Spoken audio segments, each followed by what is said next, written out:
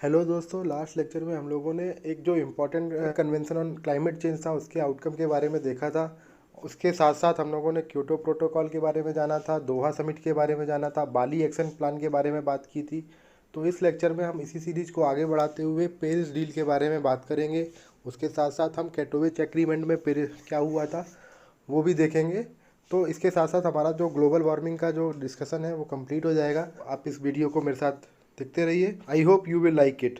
चलिए वीडियो को शुरू करते हैं। बात करते हैं पेरिस डील की। जो पेरिस डील हमारी कॉन्फ्रेंस ऑफ पार्टी जो 21st मीटिंग थी उसकी 2015 में, उसमें एक मेजर ब्रेक थ्रू हासिल हुआ। जो हमारी फाइट है ग्लोबल वार्मिंग से लड़ने की, हमको चूँकि प्री इंडस्ट्रियल लेवल से 2 डिग्री सेंटीग्रेड से कम टेम्परेचर मेंटेन करना है, तो उसके लिए एमिशन कट्स ज़रूरी हैं। तो एमिशन कट्स के लेकर डेवलपिंग कंट्रीज़ और डेवलप्ड कंट्रीज़ के बीच में एक जो डेडलॉक बना हुआ था इतने सारे से, जिसके बीच में निगोशिएशन हो रहे थे, तो उस डेडलॉक को दूर करने के लिए एक मेजर ब्रेक थ्रू हासिल हुआ पेरिस डील में। इसमें ये डिसाइड हुआ कि हर कंट्री, चाहे वो डेवलप्ड हो या डेवलपिंग हो, irrespective of their national income, her country एक वॉलंटरली अपने एमिशन कट्स को देगी। जो उसका best possible emission cuts targets होंगे वो खुद ही डिसाइड करेगी वॉलंटरली, और उसको अचीव करने के लिए कोशिश करेगी। तो एक ये मेजर ब्रेक थ्रू था, और उन वॉलंटरली टारगेट्स को INDC का नाम दिया गया।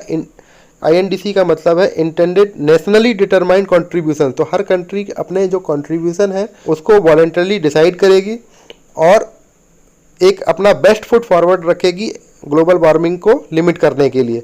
तो इस तरह से डेवलप्ड कंट्री खुश थी, क्योंकि उसमें डेवलपिंग कंट्रीज़ को भी एमिशन रिडक्शन करने का एक टारगेट दिया जा रहा था, भले ही वो वॉलंटरली था। और डेवलपिंग कंट्रीज़ भी खुश थी, क्योंकि डेवलप्ड कंट्री खुद डिस्पाइट क्योटो प्रोटोकॉल में बाइंडिंग टारगेट्स उनको दिए गए थे, लेकिन वो कोई रियल एमिशन कट्स कर नहीं रही थी।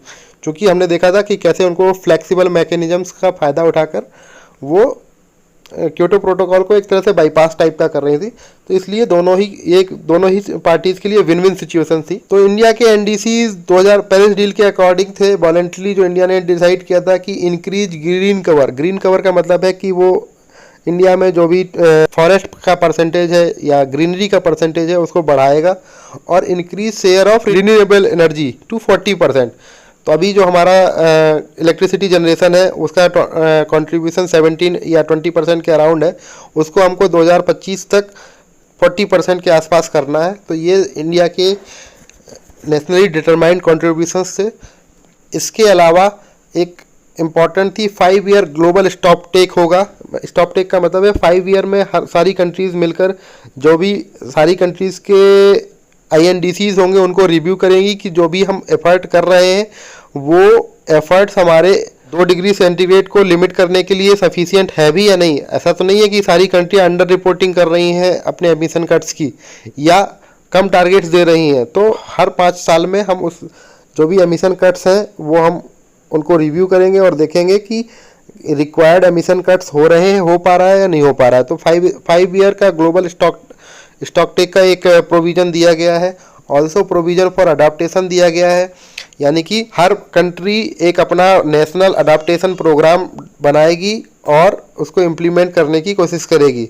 इसके अलावा डेवलप्ड कंट्रीज़ $100 बिलियन का जो ग्रीन क्लाइमेट फंड था उस पर भी बात हुई कि उसको किस तरह से देगी। हालांकि जो ग्रीन क्लाइमेट फंड था वो कैनकन समिट में ही प्लेज कर दिया गया था, लेकिन डेवलप्ड कंट्रीज़ उतना जो एक ये अमाउंट है इसको देने के लिए किस तरह से देगी, कौन कितना कंट्रीब्यूट करेगा, इस पर कोई कॉन्क्रीट डिसीजन नहीं था। तो इस पर भी एक बात हुई कि टेक्नोलॉजी ट्रांसफ़र के लिए, और ताकि छोटी जो गरीब कंट्रीज़ हैं या कम इनकम की कंट्रीज़ हैं वो टेक्नोलॉजी को इम्प्रूव कर सके, तो वो फंड को प्रोवाइड कराने की रिस्पॉन्सिबिलिटी भी डेवलप्ड कंट्रीज़ की है।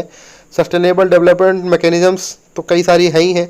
ऑल्सो इंडिया और चाइना ने एक लॉस एंड डैमेज का भी क्लॉज इशू किया कि अगर इनकेस अगर कोई डिजास्टर हो जाती है तो लॉस एंड डैमेज कौन भरेगा, कैसे भरेगा, तो इसका भी एक मेंशन हुआ। हालांकि ज़्यादा कुछ कॉन्क्रीट बात नहीं हुई इस बात पे भी, लेकिन ये भी एक मेजर ब्रेक थ्रू था। ये सब बातें पेरिस डील के अंतर्गत की गई।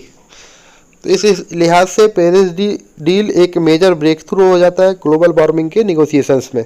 पेरिस समिट में जो भी हमारे एग्रीमेंट हुए थे उनको कैसे ऑपरेशनल करना है, उनका डिटेल्ड प्रोसीजर क्या होगा, जो भी हमारे कंट्रीज वॉलंटरी टारगेट देंगी उनको कैसे हम रिव्यू करेंगे, 5 साल में हमको ग्लोबल स्टॉक टेक का एक रिव्यू करना है, वो कैसे होगा। तो ये सारी बातें, उनका एक डिटेल्ड प्रोसीजर जो है वो कैटोविच समिट 2018 में डिफाइन हुआ है। इसलिए कैटोविच समिट की इंपॉर्टेंस बढ़ जाती है, क्योंकि ये ही वो एग्रीमेंट है जिसने पेरिस एग्रीमेंट को इम्प्लीमेंटेबल बनाया। तो ये बेसिकली इसको रूल बुक ऑफ पेरिस बोलते हैं, rule book of Paris agreement. Same time में इसकी इंपॉर्टेंस इस वजह से भी बढ़ जाती है क्योंकि 2018 में ही आईपीसीसी की एक रिपोर्ट आ गई थी।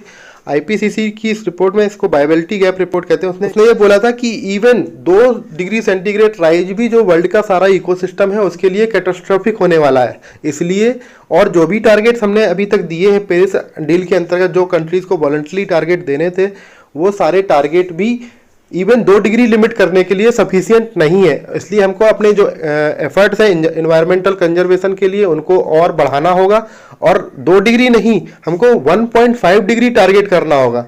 उसने फिर अंतर भी बताया कि अगर हम 1.5 टारगेट करेंगे और 2 डिग्री टारगेट करेंगे तो उसमें वर्ल्ड के जो इकोसिस्टम के कंडीशंस होंगी उनमें क्या फ़र्क होगा। तो वो बोलती है कि अगर हम 1.5 की जगह 2 डिग्री सेंटीग्रेड राइज करते हैं तो भी 99% ऑफ कोरल हमारे डैमेज हो जाएंगे, और अगर हम 1.5 टारगेट करते हैं तो 0.6 मीटर जो सी लेवल राइज है उसको 0.6 मीटर से कम कर सकते हैं। सो इस तरह की बातें हम इसमें की गई थी कि हमको 1.5 डिग्री सेंटीग्रेड टारगेट करना है, और जो भी हमारे INDCs अभी कंट्रीज ने दिए हैं वो सफिशिएंट नहीं है। तो इतना ही जो है हमारा डिस्कशंस ग्लोबल वार्मिंग से रिलेटेड, और जो भी इन्वायरमेंटल इंटरनेशनल लेवल पे जो एफर्ट है वो इसी डिस्कशन तक, यहीं तक इसको सीमित रखते हैं। लेक्चर में हम लोग और भी जो इन्वायरमेंट से रिलेटेड ऑर्गेनाइजेशन है, जैसे रामसर है और बोन कन्वेंशन है, स्टॉकहोम कन्वेंशन है, इस तरह की बातें हम करेंगे। तो अगर आपको ये वीडियो पसंद आया हो तो इस वीडियो को लाइक और शेयर ज़रूर कीजिए और आगे का वीडियो ज़रूर देखिए। Thank you.